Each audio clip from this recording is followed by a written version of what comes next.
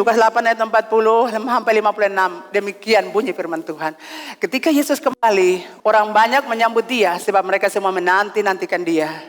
Maka datanglah seorang yang bernama Yairus. Ia adalah kepala rumah ibadat. Sambil tersungkur di depan kaki Yesus, ia memohon kepadanya supaya Yesus datang ke rumahnya. Karena anaknya perempuan yang satu-satunya yang berumur kira-kira 12 tahun hampir mati. Dalam perjalanan ke situ Yesus didesak-desak orang banyak. Adalah seorang perempuan yang sudah 12 tahun menderita pendarahan dan yang tidak berhasil disembuhkan oleh siapapun. Ia maju mendekati Yesus dari belakang dan menjamah jumbai jubahnya, dan seketika itu juga berhentilah pendarahannya. Lalu kata Yesus, siapa yang menjamah aku? Dan karena tidak ada orang dan karena tidak ada yang mengakuinya, berkatalah Petrus, Guru, orang banyak mengerumuni dan mendesak engkau. Tetapi Yesus berkata, ada seorang yang menjamah aku, sebab aku merasa ada kuasa keluar dari diriku.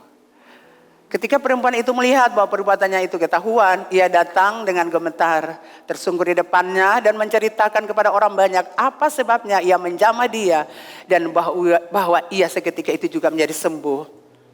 Maka katanya kepada perempuan itu, hai anakku, imanmu telah menyelamatkan engkau, pergilah dengan selamat. Ketika Yesus masih berbicara, datanglah seorang dari keluarga kepala rumah ibadat itu dan berkata, anakmu sudah mati, jangan lagi engkau menyusah-nyusahkan guru. Tetapi Yesus mendengarnya dan berkata kepada Yairus, jangan takut, percaya saja dan anakmu akan selamat. Setibanya di rumah Yairus, Yesus tidak memperbolehkan seorang pun ikut masuk dengan dia, kecuali Petrus, Yohanes dan Yakobus dan ayah anak itu serta ibunya. Semua orang menangis dan meratapi anak itu, akan tetapi Yesus berkata, jangan menangis. Ia tidak mati tetapi tidur. Mereka menertawakan dia karena mereka tahu bahwa anak itu telah mati. Lalu Yesus memegang tangan anak itu dan berseru katanya, hai anak, bangunlah. Maka kembalilah roh anak itu dan seketika itu juga ia bangkit berdiri. Lalu Yesus menyuruh mereka memberi anak itu makan. Dan takjublah orang tua anak itu. Tapi Yesus melarang mereka memberitahukan kepada siapapun juga apa yang terjadi itu. Puji Tuhan, haleluya. Haleluya, Tuhan itu luar biasa. Berapa banyak orang yang merindukan mujizat untuk terjadi hari ini. Puji Tuhan, turunkan tangan. Bapak Ibu Saudara yang dikasihi Tuhan, dari firman Tuhan ini ada dua peristiwa atau dua kisah mujizat yang terjadi dalam pelayanan Yesus. Yang pertama kita baca tadi, Yesus menyembuhkan seorang perempuan yang menderita pendarahan selama 12 tahun. Dan yang kedua, Yesus membangkitkan anak Yairus yang telah mati. Nah, kedua peristiwa ini berkaitan erat karena kesembuhan perempuan itu terjadi ketika Yesus mau melakukan perjalanannya ke rumah Yairus. Dan kita akan membahas mujizat yang pertama. Yang pertama Yesus lakukan, Yesus menyembuhkan perempuan yang menderita pendarahan 12 tahun, ayat 43. Bapak Ibu Saudara yang kekasih dalam Tuhan, ada yang di sini yang sakit 12 tahun? Tidak ada ya? 1 tahun, 2 tahun, 3 tahun. Wow, puji Tuhan tidak ada yang bertahun-tahun. 1 bulan, 2 bulan, puji Tuhan, berarti tidak ada yang sakit, semua sehat walafiat. Amin, haleluya. Haleluya. Saya percaya kita baca 12 tahun pasti kita jadi, waduh, hari-hari hidupnya cuma penderitaan. Ya, 12 tahun menderita pendarahan. Ayat 43 kita baca tadi. Perempuan ini menderita pendarahan dan tidak bisa disembuhkan oleh siapapun. Dan firman Tuhan dalam Imamat pasal 15 ayat 19 dan 25 berkata bahwa perempuan yang mengeluarkan darah adalah najis dan siapapun yang menyentuhnya menjadi najis sampai matahari terbenam.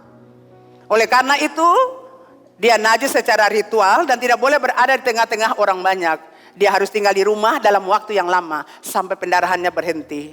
Karena kalau dia keluar, dia kena siapapun, orang itu akan najis. Jadi dia akan tinggal lama di rumahnya. Dia tidak boleh bertemu dengan teman-temannya. Dia tidak boleh pacaran, saudara. Tidak boleh. Perempuan ini berpikir pendarahannya akan berhenti, tapi hal itu tidak terjadi. Jadi Bapak Ibu bisa bayangkan, dia tidak bisa ketemu teman-teman, dia juga tidak boleh pacaran, dia tidak boleh keluar, dia cuma tinggal dalam rumah waktu dia mengeluarkan pendarahan itu. Dia tidak bergaul dengan siapapun, karena kalau dia bergaul, itu dia akan menajiskan orang lain.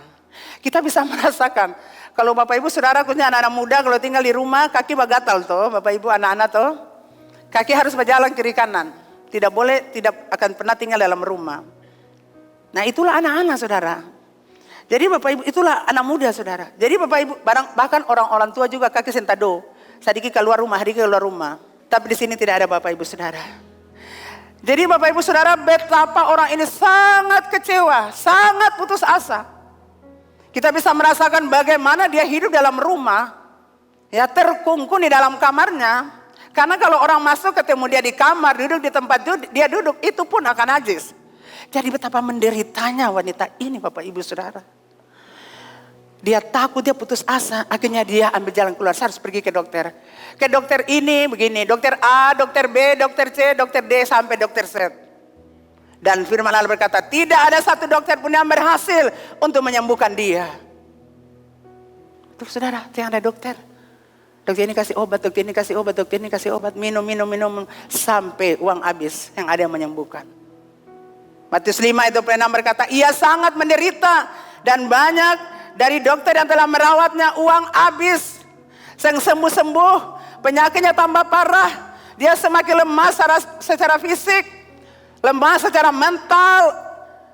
Bapak Ibu Saudara, dia lemah secara emosional dan juga lemah secara spiritual.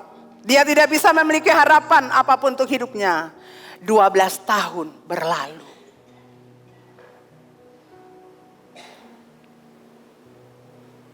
Tuh Bapak Ibu, 12 tahun berlalu dalam penantian.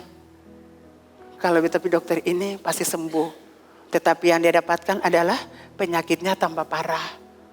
Nah, mungkin Bapak Ibu begitu, kunjungi dokter satu, uang habis yang sembuh-sembuh.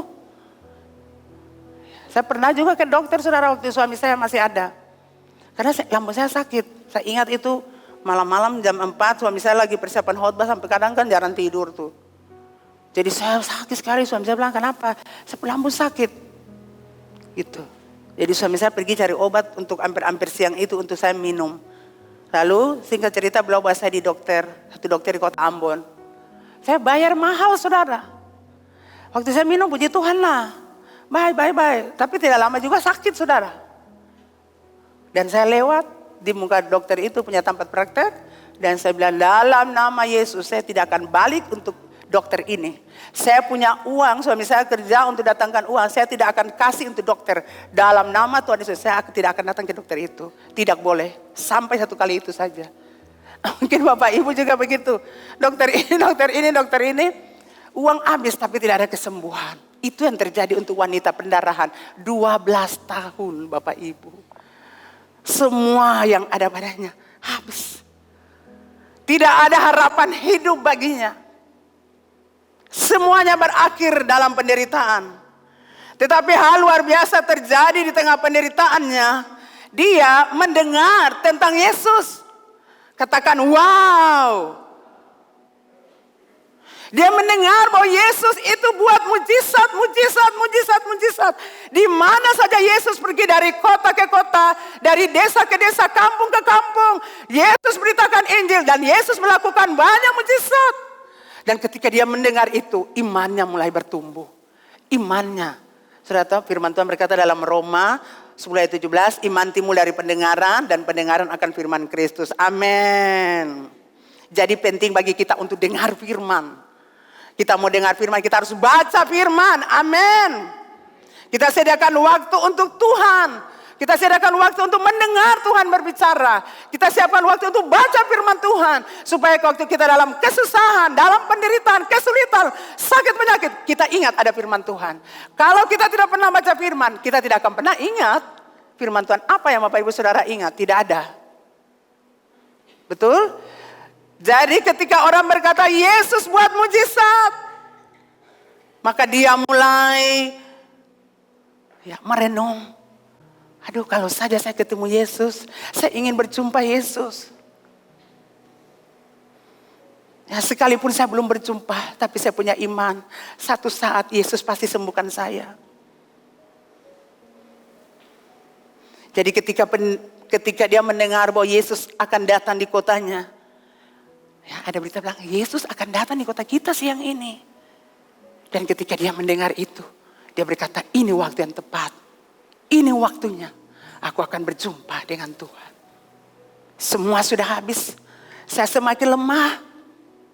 Tubuh saya semakin digerogoti oleh sakit pendarahan. Tapi ini waktunya saya akan berjumpa Tuhan. Bapak Ibu Saudara yang Anda yang sakit dengar. Mungkin uang sudah habis. Kunjungi dokter 1 sampai 1 bertahun-tahun.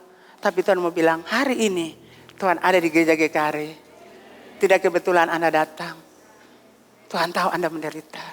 Dan Tuhan ada di sini buat Anda.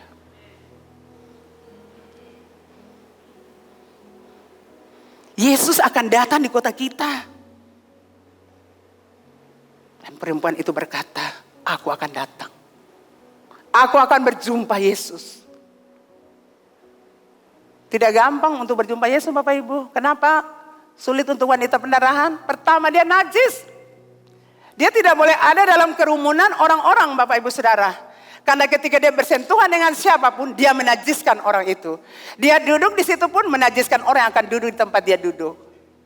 Tapi Bapak Ibu Saudara yang dikasihi Tuhan, imannya yang murni, yang tulus, imannya yang benar kepada Tuhan. Imannya Bapak Ibu Saudara yang tangguh, yang kuat itu. Imannya yang besar itu membuat dia menerobosi kerumunan orang banyak. Amin Bapak Ibu.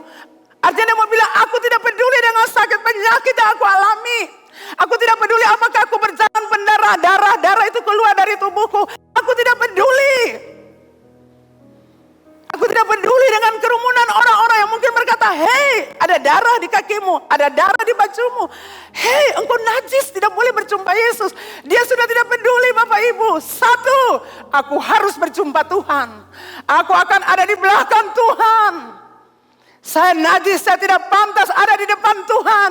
Tapi saya akan ada di belakang Tuhan. Dan aku akan menjamah jumbai jubahnya. Asal aku jamah jubahnya, aku pasti sembuh. Aku akan sembuh. Itu perkataan-perkataan iman. Perkataan-perkataan profetik. Perkataan-perkataan nubuatan. Asal aku jamah saja jubah Yesus, aku akan sembuh. Wow, katakan luar biasa Bapak Ibu. Wow, Yesus luar biasa. Dan iman yang ada pada wanita ini juga luar biasa. Jadi Bapak Ibu sudah ada berkata, dia punya statement, aku akan jamah jumbai jubahnya, aku akan datang di belakangnya, karena memang aku tidak pantas ada di depan Yesus. Aku orang najis, aku orang cemar, aku tidak pantas ada di situ. Tapi biarlah di belakang Yesus, aku menjamah jumbai jubahnya. Iman ini yang Tuhan Allah lihat. Amin. Iman yang berserah kepada Tuhan, iman yang kuat, yang tangguh, mendatangkan, menghasilkan mujizat. Iman yang kuat itu, yang tangguh itu, menghasilkan mujizat, mendatangkan mujizat. Amin. Itulah sebabnya dia putuskan, saya harus berjumpa Tuhan. Saya harus menerobos ketidakmustahilan. Saya akan datang kepadanya. Saya akan jamah jumpai Tuhan. Sudah cukup aku menderita. Iman yang luar biasa ini mengatasi segala rintangan. Secara fisik dia lemah. Banyak orang kelilingi Yesus. Tapi dia menerobos. Dia akan mencemari orang-orang yang ada di dekatnya. Tapi dia melakukan dengan iman. Waktu saya bertemu Yesus, tidak akan tercemar orang-orang. Waktu saya ketemu Yesus, pendarahan saya akan stop. Jadi orang tidak akan melihat bahwa saya sakit pendarahan. Saudara, sakit pendarahan itu memalukan saudara. Kan dikucilkan. Dia tidak peduli. Puji Bapak Ibu Saudara, asalku jamah saja jumbai jubahnya. Maka berhenti firman Allah berkata, berhentilah pendarahannya saat itu juga. Iman yang tangguh mendatangkan mujizat. Katakan amin. Bapak Ibu Saudara dikasihi Tuhan. Kisah ini mengajarkan kita semua yang mengalami sakit penyakit yang ada saat ini. Tuhan, sudah lama saya sakitnya sembuh-sembuh. Tuhan, saya kista. Tuhan, saya tumor. Tuhan, saya kanker.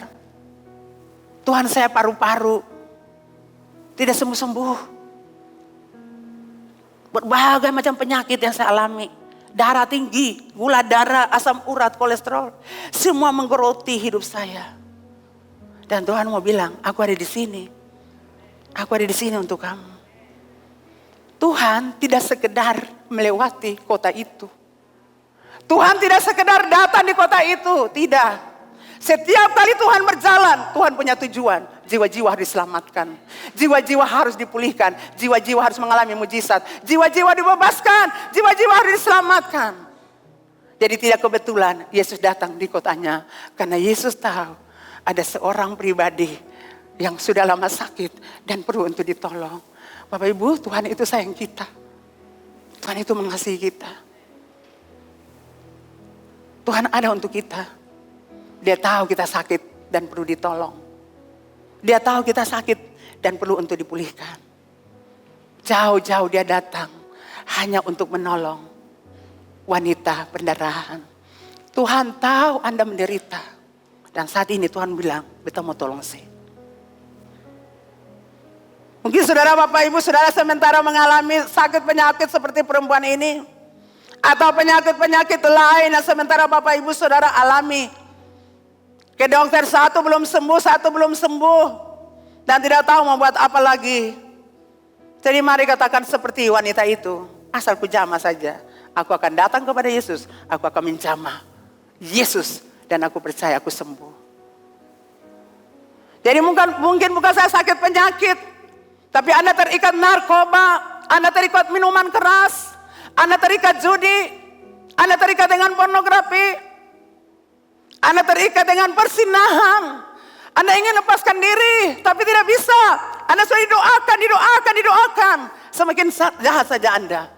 Hari ini Tuhan bilang, aku datang untuk lepaskan kamu.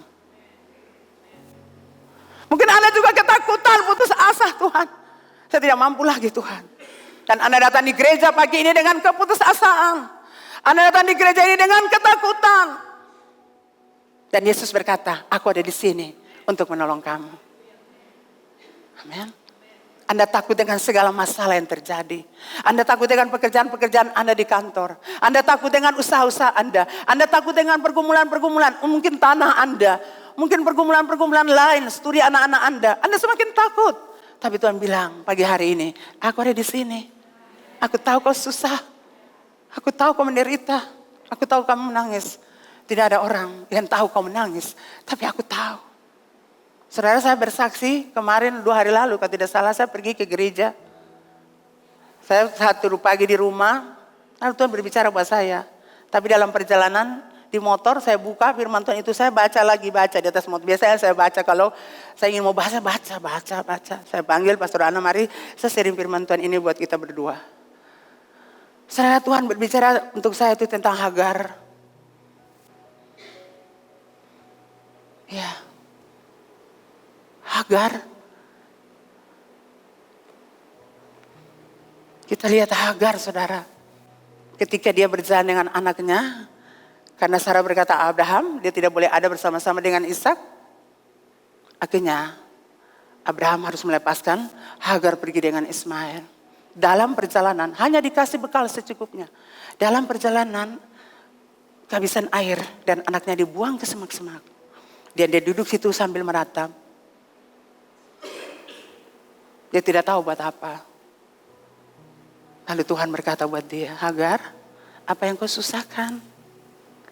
Saudara, sampai poin itu saya sedih. Saya sedih, saudara.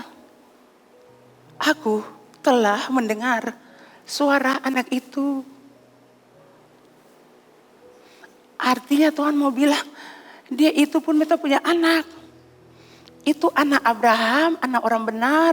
Dia mau lahir dan cara salah kah? Tidak sahkah? Sebagai istri pertama atau dia cuma istri kedua atau cuma siri. Tapi anaknya itu berharga. Amin, Bapak Ibu. Anak itu adalah anak orang benar. Amin. Dan saya tahu, saya renungkan Hagar berjalan dengan hati yang sakit, hati yang pedih. Karena dikasih Abraham cuma bekal secukupnya. Dan pasti dia kecewa, dia sedih. Pasti dia buang anaknya dan berkata, Tuhan, kenapa nasib saya begini? Tuhan, kenapa saya terusir? Kenapa saya pergi dengan kondisi begini? Saya tidak minta untuk jadi istri Abraham. Betul, Bapak Ibu? Nyonya saya, yang izinkan saya demikian, bukan saya.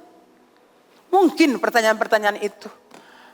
Lalu apakah Tuhan kasih anak saya untuk dia harus mati di padang gurun? Perkataan-perkataan itu membuat dia sedih. Mulai self-pity, sayang diri, menyesali. Kenapa ini semua terjadi? Saya mau bilang kalau sudah terjadi ya terjadi. Kita lewati. Amin. Tidak perlu pikir lagi, kenapa sih buat begini, kenapa lagi? Tidak perlu.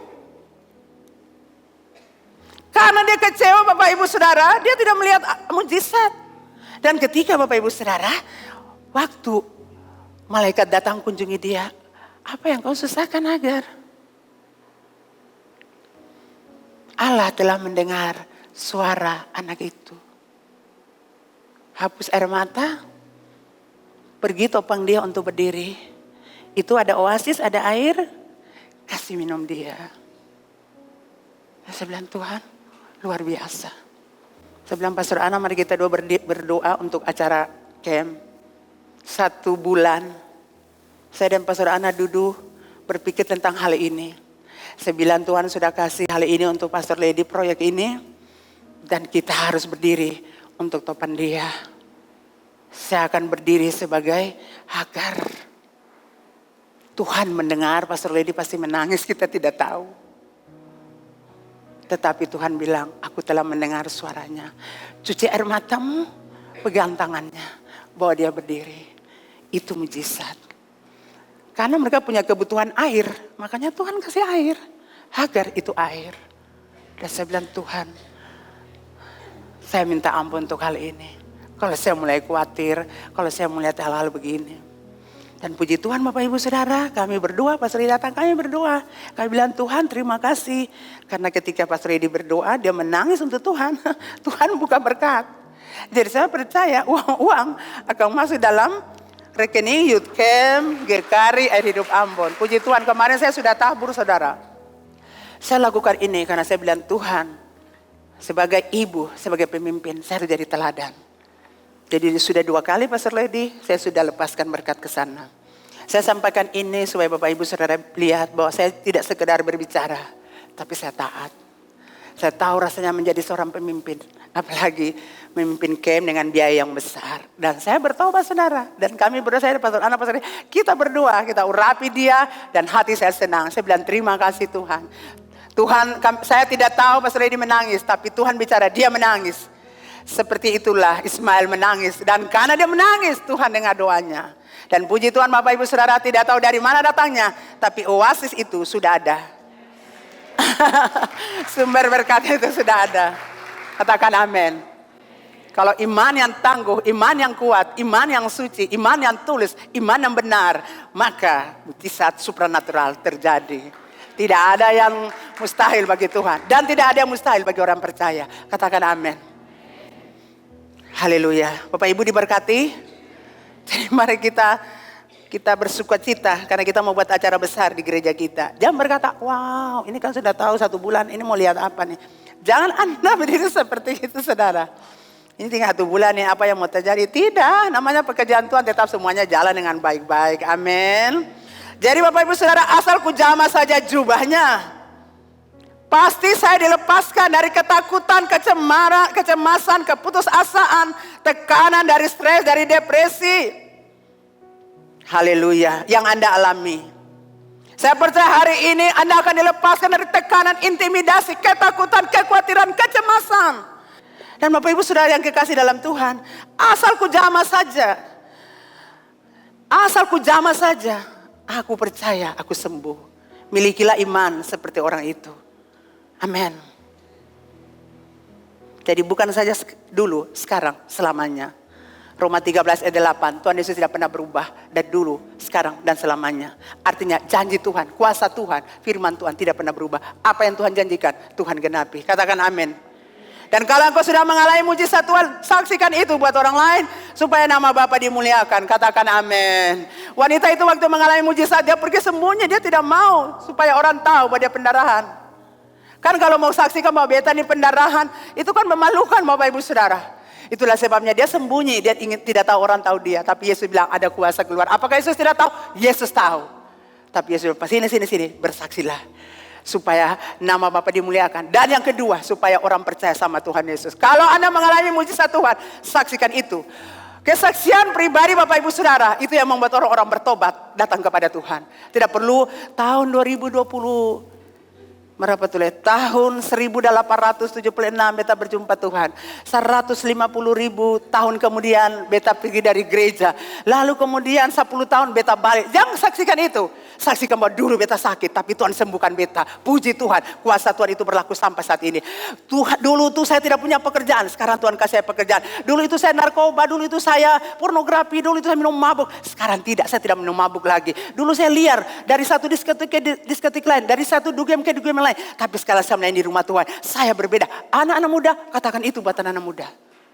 Dulu saya punya tempat diskotik, sekarang tidak. Saya diskotik di rumah Tuhan. Supaya orang bilang rumah Tuhan yang mana? Di Batu Gantong. Jadi Bapak Ibu, yang kedua, Bapak Ibu diberkati, puji Tuhan. Yang kedua, Yesus membangkitkan anak Yairus yang telah mati. Bapak Ibu, Yairus adalah seorang kepala rumah ibadat atau pemimpin sinagoge. Atau pemimpin sinagoge di tempat dia tinggal. Sinagoge adalah tempat pertemuan lokal dan pertemuan orang-orang Yahudi untuk melestarikan iman dan ibadah orang Yahudi. Pemimpin sinagoge ditunjuk oleh para tetua atau orang tua-tua yang di tempat itu, setempat, untuk merawat gedung dan memilih peserta-peserta dalam kebaktian Sabat. Jadi worship leader ini, worship leader atau singer atau bagian apa-apa itu diatur oleh pemimpin sinagoge. Dan itu pekerjaan daripada Yairus. Tapi Bapak Ibu Saudara yang kekasih dalam Tuhan, kita tahu bahwa Yairus ini orang berpengaruh dalam agama Yahudi. Dan kita semua tahu bahwa ahli Taurat, guru-guru agama Yahudi sangat membenci Yesus. Yesus itu jadi persaingan bagi mereka. Karena Yesus berbicara, menyampaikan firman, disertai tanda-tanda heran, mujizat. Farisi ahli Taurat tidak. Mereka memang pintar saudara. Kita harus akui Farisi ahli Taurat, guru-guru agama itu sangat pintar Bapak Ibu Saudara. Tapi mereka cuma ajar umat, mereka tidak lakukan.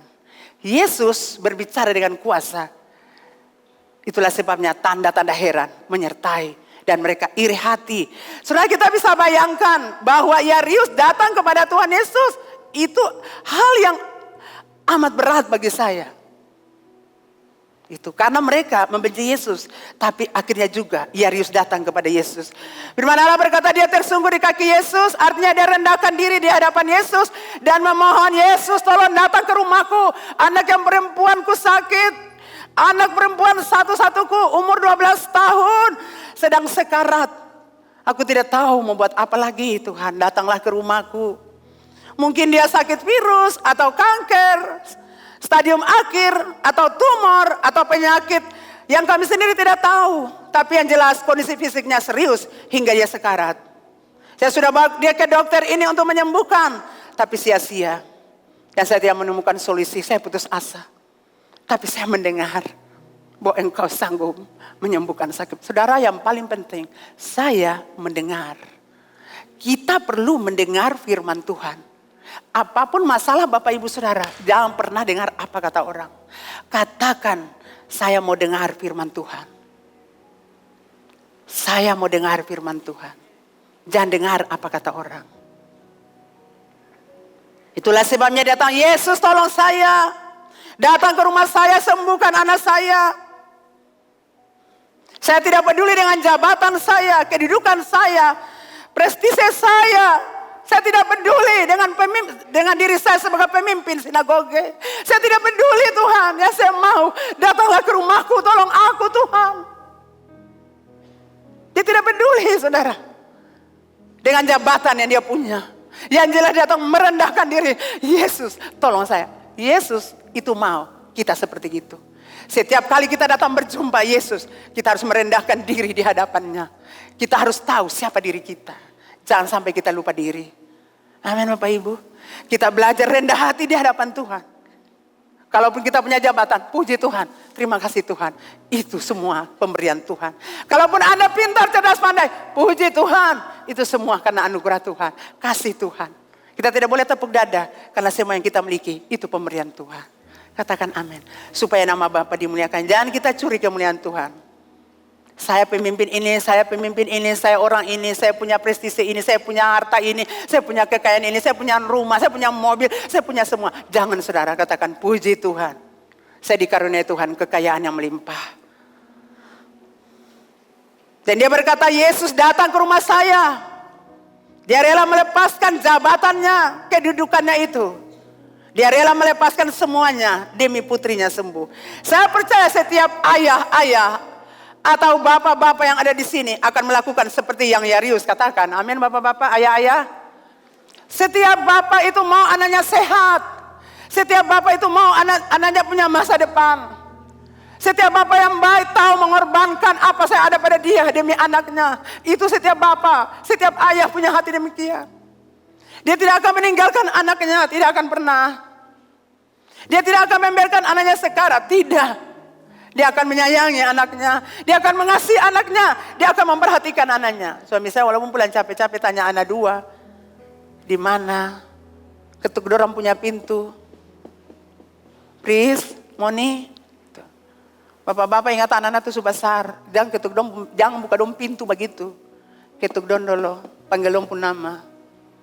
Kalau dong punya nama itu Vio, gitu. Jangan langsung serobot buka pintu, karena dong sudah besar. Gitu. Jadi suami saya begitu pulang rumah, Pris, Moni, gitu. Sini makan yang bapak. Gitu. Sampai Cece mau pergi kerja pun bapak bikin makanan buat dia, bawa ke kantor. Seorang bapak itu sayang anaknya.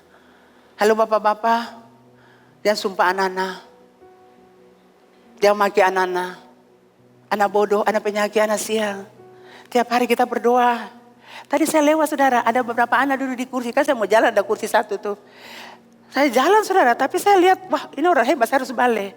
Ini pemimpin-pemimpin yang hebat, besok lusa. Ada di situ Miracle, Aldi, Greg.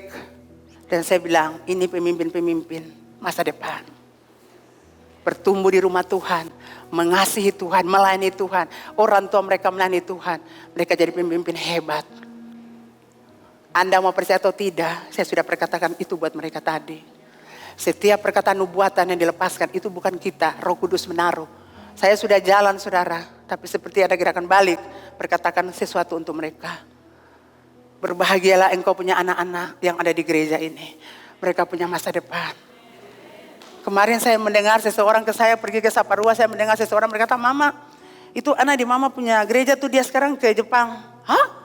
Iya, yang dia masih minta surat Mama untuk, karena tembusnya di UPH. Oh iya betul, baru saya kenal dia. Suratnya tanda tangan, kasih Pastor Ewin. Jadi saya berkenal anak itu. Dan senang ketemu, senang ngomong. Nah, sudah nanti mau berangkat UPH. Tapi puji Tuhan saudara, kemarin saya dengar bahwa dia dapat tuh 2 UPH, ini beasiswa, UPH sama Jepang. Saya terharu saudara. Bapak Mario katakan bahwa anak-anakmu orang hebat.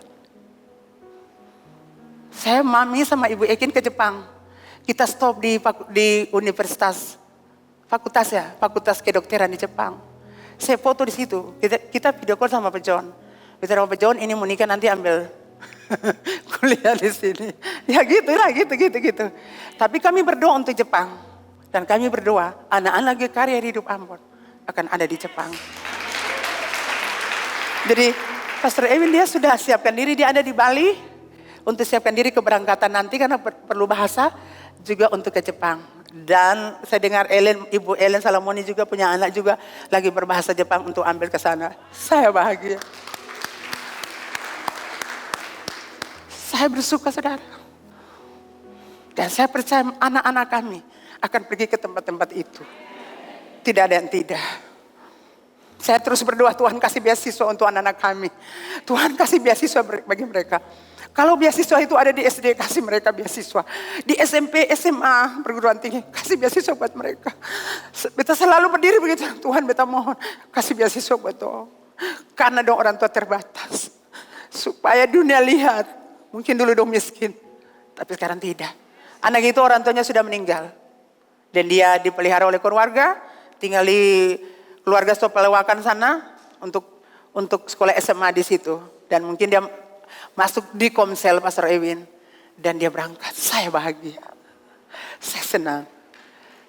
Karena dia di gereja kita, saudara. Dia di gereja kita. Dia di gereja kita, diutus di gereja kita. Wow, berapa banyak Bapak Ibu Saudara rindu, anak-anak Bapak Ibu demikian. Bisa angkat tangan. Kok sedikit sekali? Turun tangan. Mulai sekarang, jangan kutuk anak-anakmu. Jangan bicara anak bodoh, anak kurang aja. Katakan engkau akan injak bangsa-bangsa. Engkau akan dapat beasiswa ke luar negeri. Engkau akan ke sini, engkau akan ke sini. Tinggal kita ucapkan. Jangan Anda lihat uang Bapak Ibu. Saya mau bilang ini supranatural. Tidak boleh Anda lihat uang. Anda perkatakan saja, perkatakan saja, perkataan. Dan itu akan terjadi. Saya selalu perkatakan untuk anak saya mau nikah akan kuliah di Fakultas Kedokteran. Setiap saya datang sini masa di gereja sini. Karena itu ada bangun gereja. Saya selalu bilang dalam nama Yesus dalam terjadi saudara. Tidak susah. Berhenti untuk kutuk anak-anak Anda. Katakan bahwa anak Anda tuh hebat, luar biasa, pemimpin hebat di masa depan. Kalau mereka sudah besar katakan, engkau akan menduduki posisi-posisi penting di kota ini. Saya puji Tuhan beberapa anak sudah dapat kerja. Yang satu bilang mama beta sudah diterima di rumah sakit Al-Fatah. Puji Tuhan, haleluya. Yang satu bilang mama beta sudah dapat. Yang kedua satu bilang mama beta sudah dapat di RS rumah sakit GPM. Puji Tuhan, haleluya. Tentu bertahan dulu buat Tuhan Yesus. Saya bersyukur ada seorang bapak selalu saja. Saya bersyukur Bapak Ibu Saudara. Ada seorang bapak datang dengan anaknya. Mama berdoa beta pun anak dulu. Dia mau apa? Dia mau ini. Oh sudah sini duduk. Berdoa dengan dia. Selesai, pergi. Saya bilang Tuhan, saya mohon Tuhan buat dia berhasil.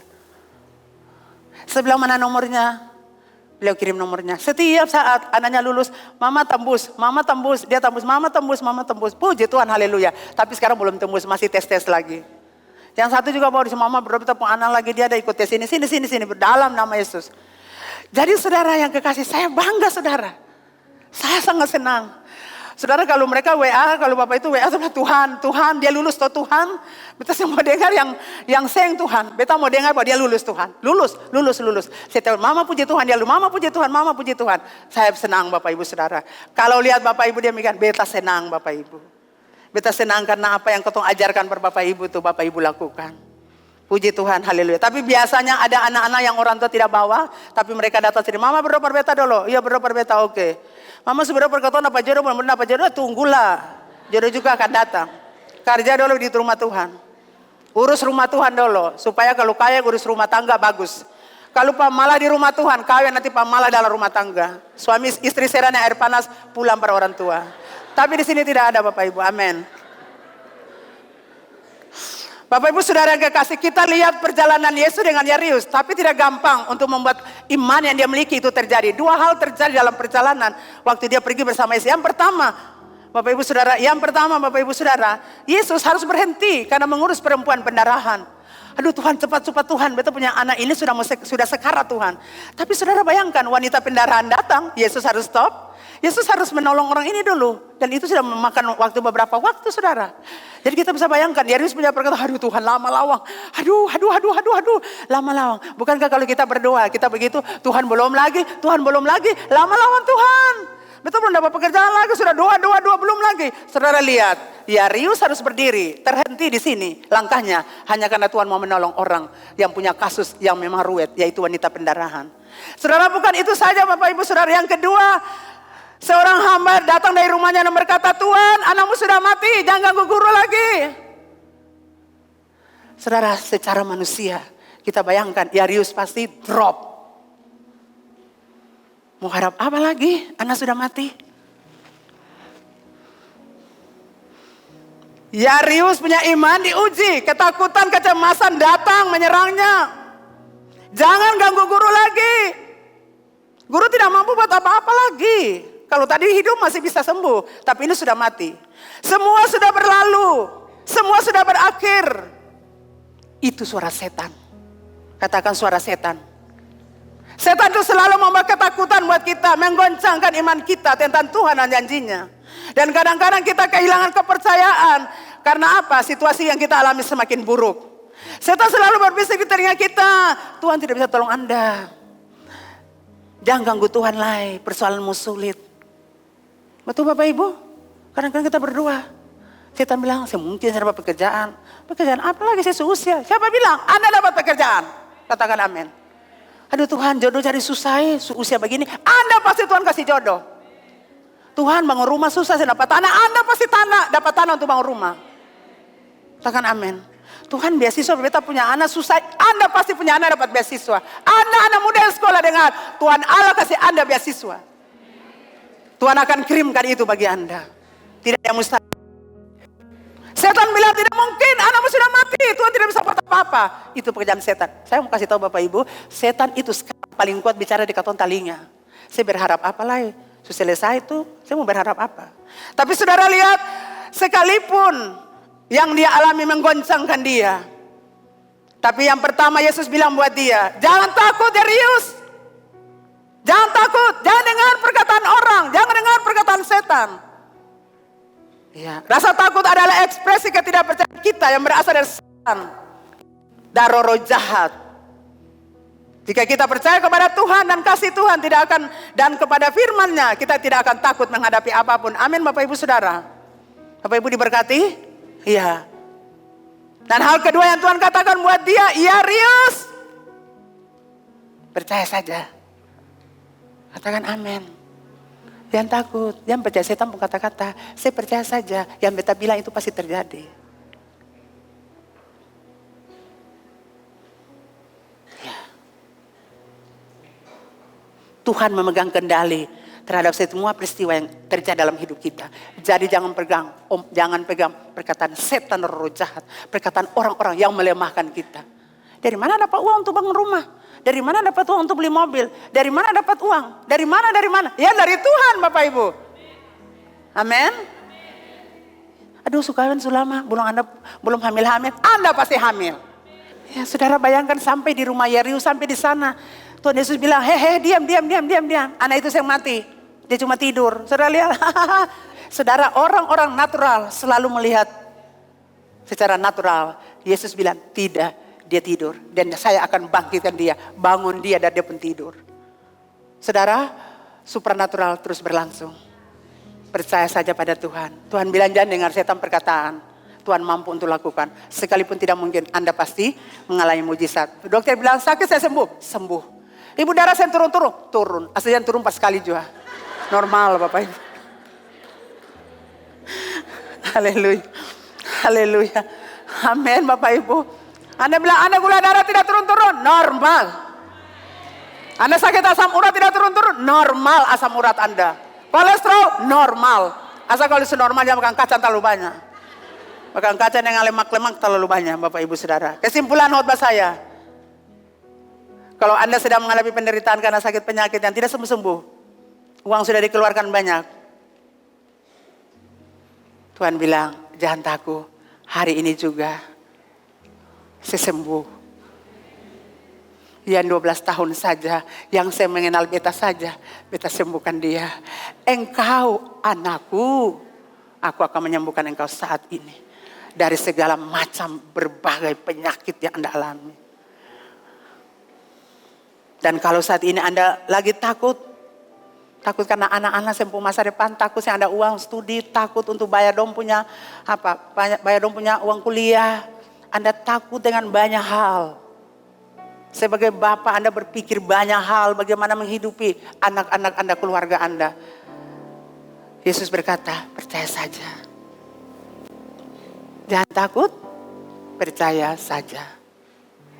Dan semua yang percaya katakan, amin.